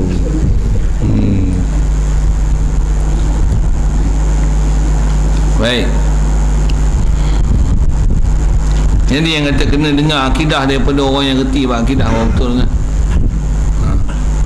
Orang yang tak faham ni, tu yang dia tak faham tu pasal saya sebut pasal begitu ramai orang yang tergelincir dalam bab tu. Kalau tuan-tuan kaji ada Facebook apa, tuan-tuan tengok dia orang komen macam mana. Macam-macam dia lah. Sahabat apa dah pening. Pening bapak ni. Memang pening gila kan. Tapi kalau saya bagi pencerahan macam ni, jelas tak? Boleh faham? Tuan-tuan nak tutup lampu, tutup switch ke? Tutup dengan kain. Tutup switch. Okey, alhamdulillah. Itulah maksud.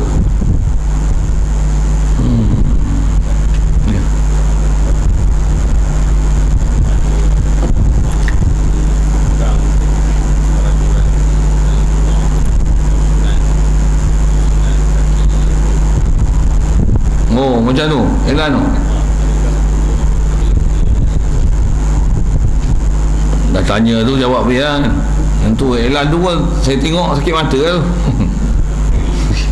Siapa bubuh tu punya pasal lah. Tapi tengok ada. Yang tu pahaman W kan tu. W tu Encik Wahab punya juga. Sekedah kita ulama ahli sunnah wal jamaah ni mengikut fiqh Syafi'i, Hanafi, Maliki, Hanbali, tak ajar membetulkan saf sampai belaga baru berselisih ni. Ya. Memang suruh rapat, tapi tak suruh macam tu. Dan tak suruh pula kaki tu, dia suruh menghadap kiblat. Kadar buka, kadar lebih kurang sejengkal macam itulah, atau seumpamanya yang selesa duduk. Tak suruh macam ni. Jangan buat apa? Nak connection, sentuhan kelingking kaki dengan kelingking kaki untuk merapatkan saf. Betul. Itu bukan ajaran daripada ulama-ulama ahli sunnah wal jamaah atas perjalanan betul ambil faham daripada Quran hadis. Selama saya duduk ngaji tak pernah ada pun sebuah kitab nisbah tok guru tak pernah ajar buat saf macam tu. Rapat ada, betul tumit tu ada. Tapi kaki, faham saya sebut apa ni? Capah kangkang, istilahnya bukan kangkang besar. Macam mana pun kadang-kadang dah rapat, bila capah gitu tak kena, apa buat? Kangkang besar lah. Buat apa kangkang besar? Nak bagi belaga ni, bagi kelingking kaki ni belaga kan kelingking ni. Saya kena banyak kali kan, ada tempat-tempat tu saya pergi semayang. Budak ni kepiah tak pakai, tapi bila semayang kangkang besar sikit, baru ni saja dia rapat je, dia macam ni. Macam tu. Kita pun terhengen gitu. Lepas tu kaki macam mana? Sagi kita rasa connection kaki kelingking, jari kelingking tu, set, dia boleh buka lah. Set. Macam kena electric shocks. Set. Baru dia Allahu Akbar dengan bangga ni. Tu dah ada tangan macam ni ya. Bismillahirrahmanirrahim. Macam-macam kan kau tengok ni. Itu kot kena komen tu. Kalau ikut masyhur sebut ulama, kalau ada hadis-hadis macam ni pun tu kata hadis, hang tak boleh pakai satu hadis untuk menguraikan semua masalah. Tak boleh. Satu ulama dulu dia nak ambil faham, dia ambil fiqh. Dia tak ambil direct hadis. Pasal hadis bahan mentah ni.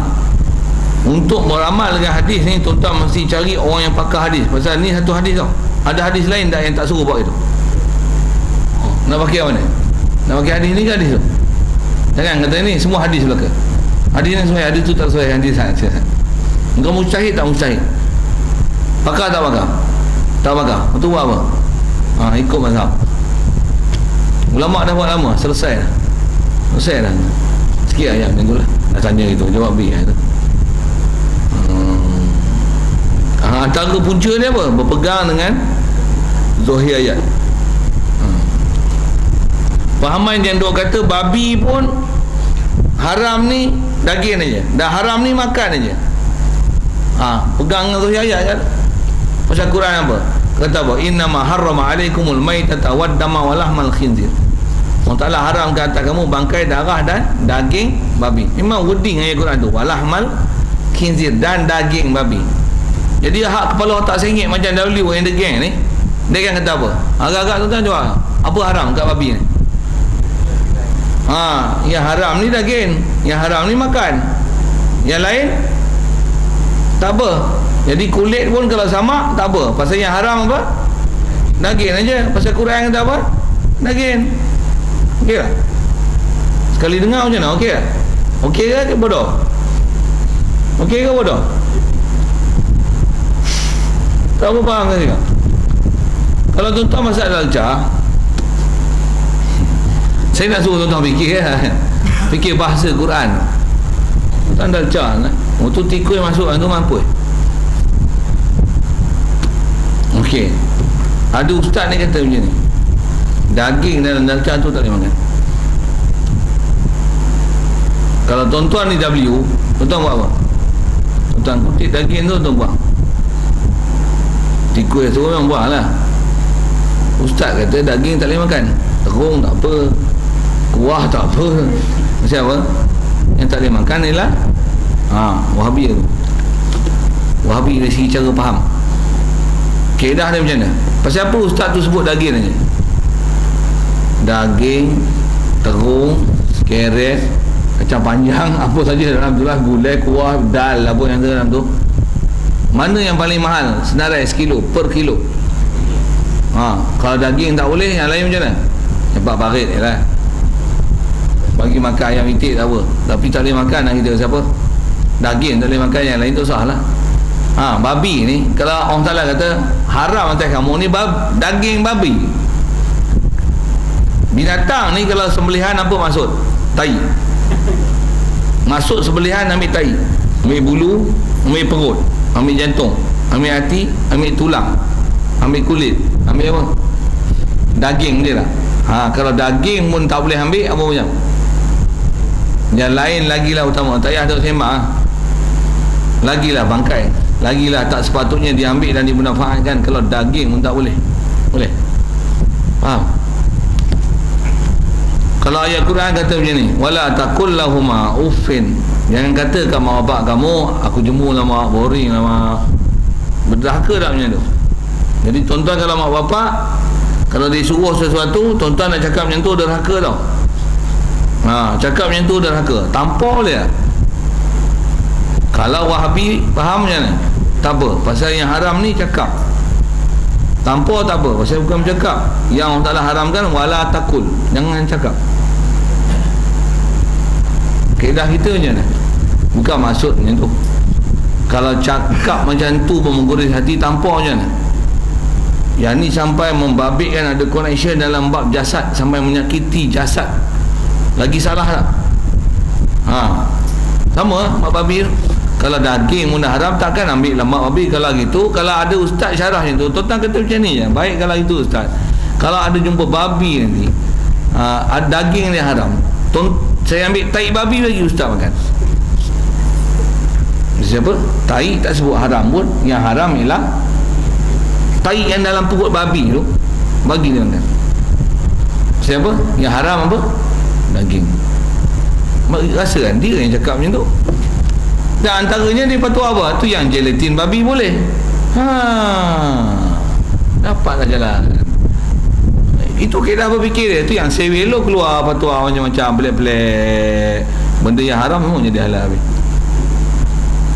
Saya nak cerita apa ni? Benda binasa akidah. Pertama kufur, kedua syirik, ketiga munafik, nifak. Ni semua benda rosak akidah. Empat, bid'ah.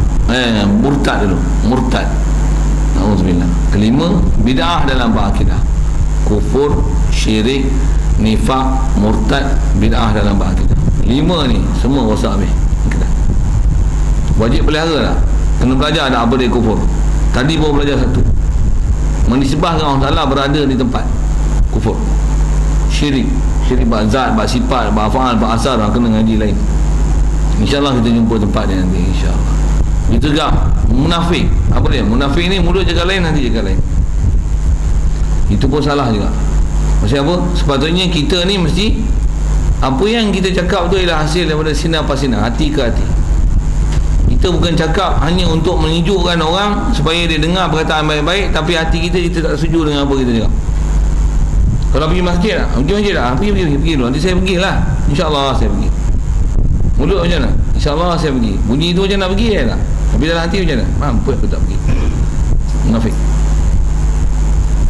Penyakit kat ni. Penyakit. Jom duduk majlis ilmu. Jom pergi duduk. Nanti saya duduk depan nanti, insyaAllah. Nak duduk depan. Nanti kita tanya dia pasal apa tak duduk depan. Kata dia, majlis tu duduk dalam hati saya.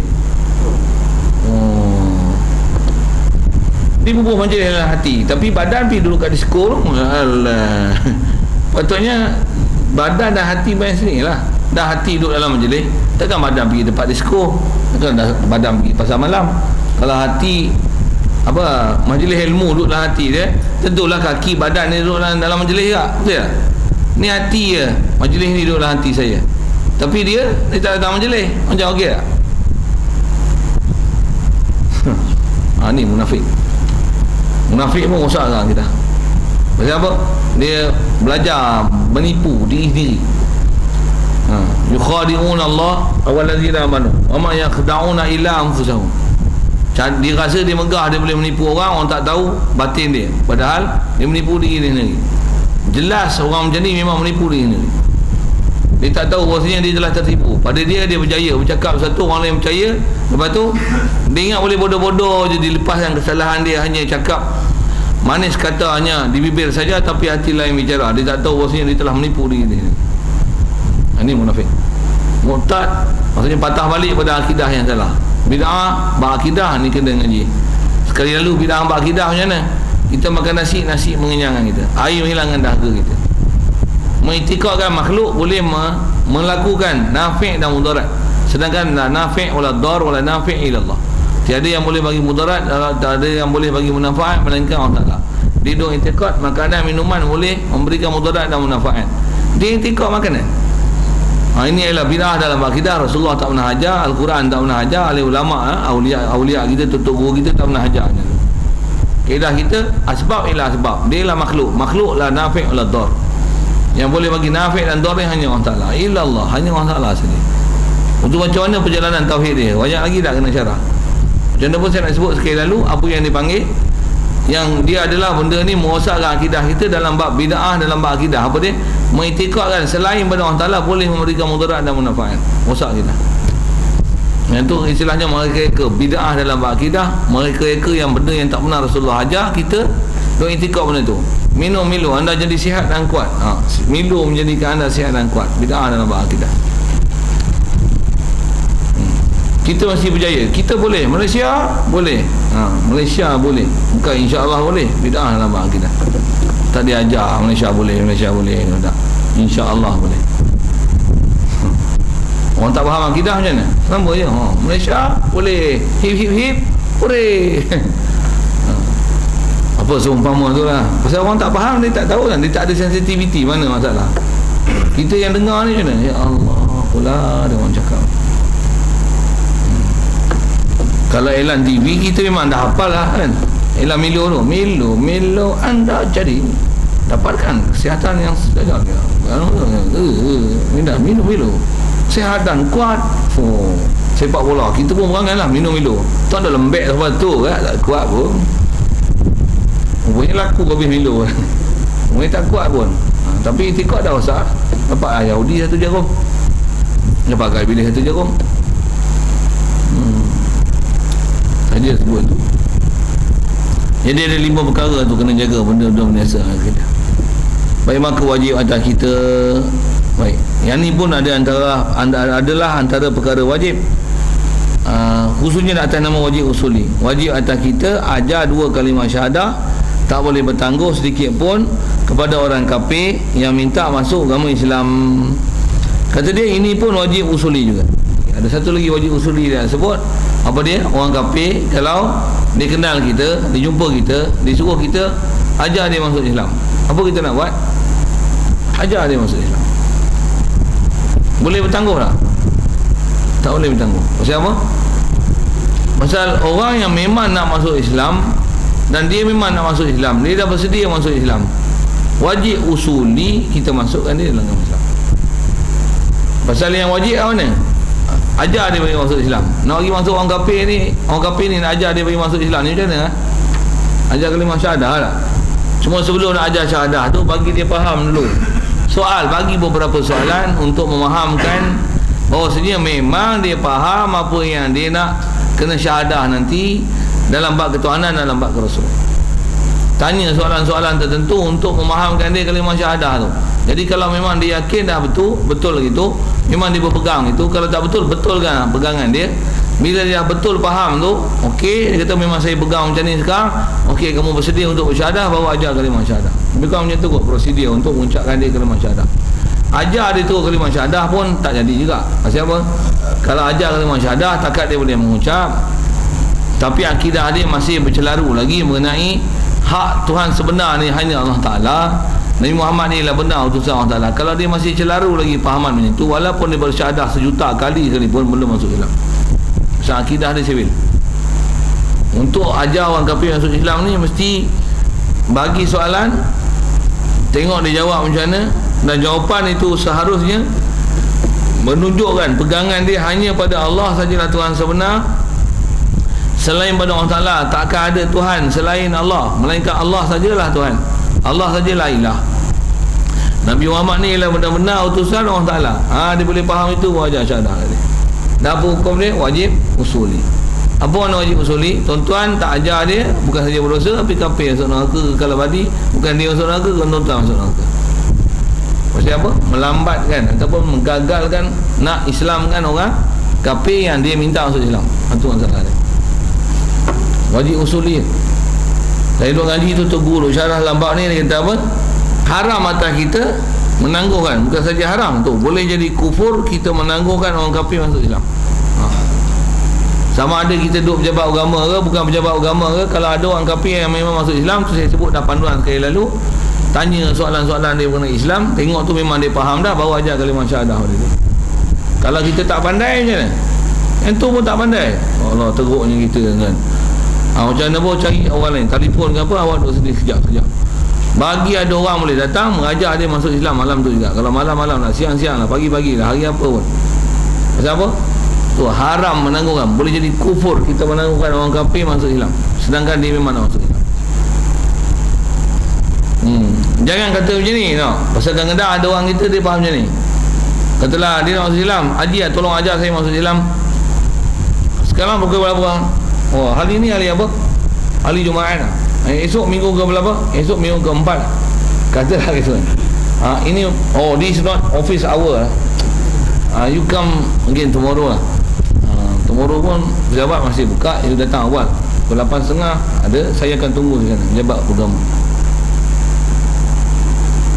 I will you to accompany you that you convert to Islam. We are brothers tomorrow, insyaAllah. Come tomorrow. Boleh? Kufur tu akidah, wajib lah tu aja. Itu daftar-daftar apa? Daftar tu technical, suratan kan, dokumentasi, itu esok lah.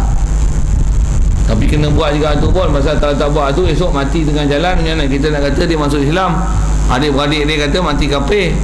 Dia orang nak dudung chair tu, kita nak Allah Akbar. Macam mana? Dia menang ke kita menang? Tak ada dokumentasi, kita kalah lah.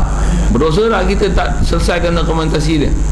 berdosa pasal orang Islam telah mati tapi diurus dengan cara kafir. Masalah juga. Walaupun sebenarnya dia dah selamat pasal dia dah kalimah syahadah, tapi dari sisi hukum kita berdosa pasal kita tak boleh jenazah dia, kita tak boleh selesaikan mengikut cara Islam disebabkan kecuaian kita menyelesaikan dokumentasi dia. Yang tu pun satu hal juga.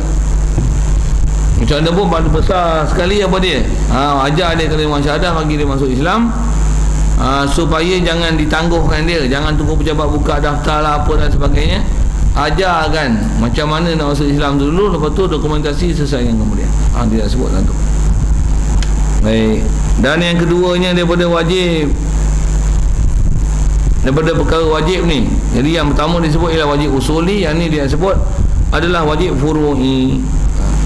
Nanti dulu ada soalan.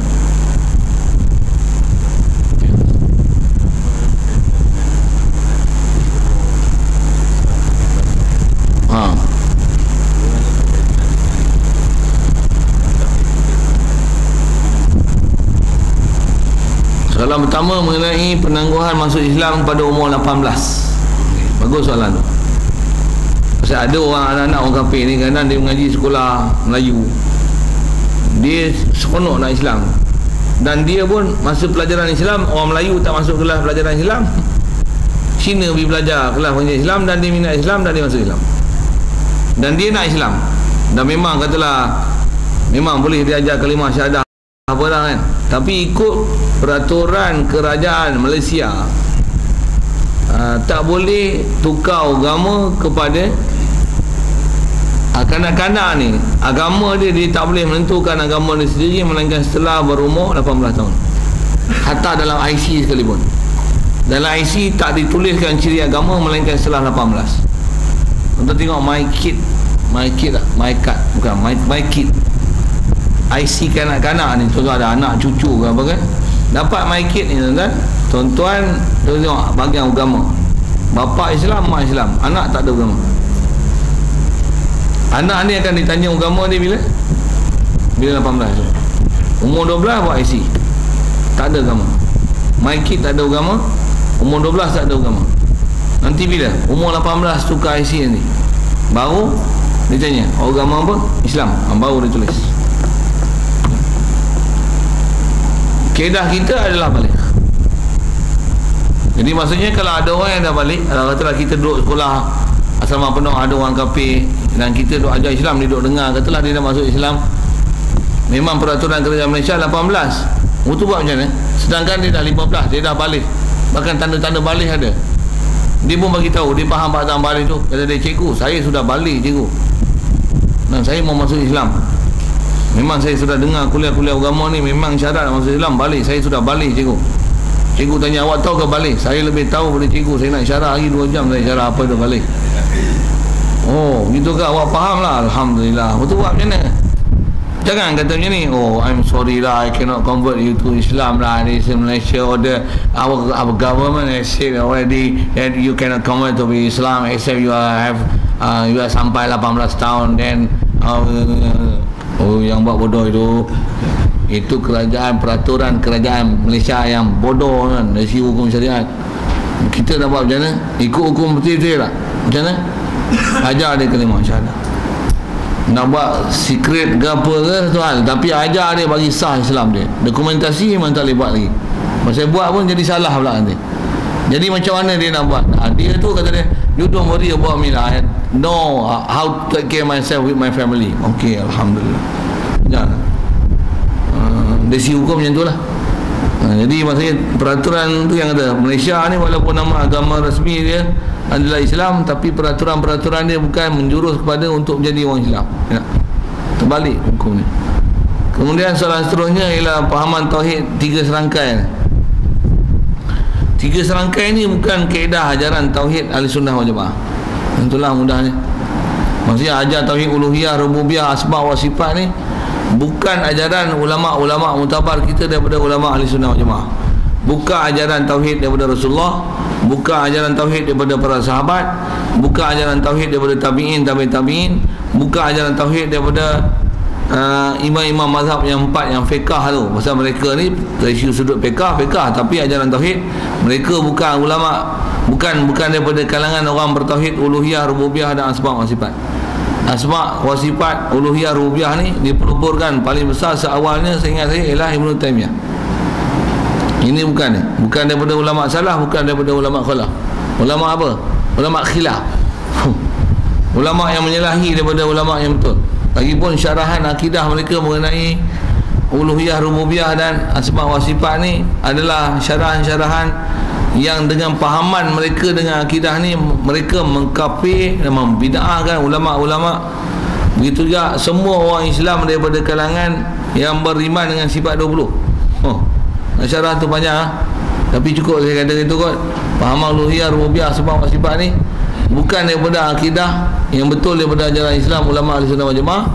Tak ada seorang pun di kalangan sahabat, tabi'in dan ulama-ulama yang salafus soleh dulu mengajar akidah dengan tauhid uluhiyah, rububiyah dan asma' wa sifat. Tak ada seorang pun.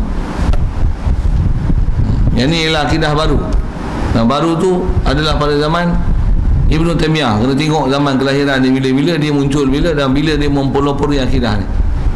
Pasal tak pernah ada ulama-ulama dulu mengajar akidah ni, tiga ni. Moden ni.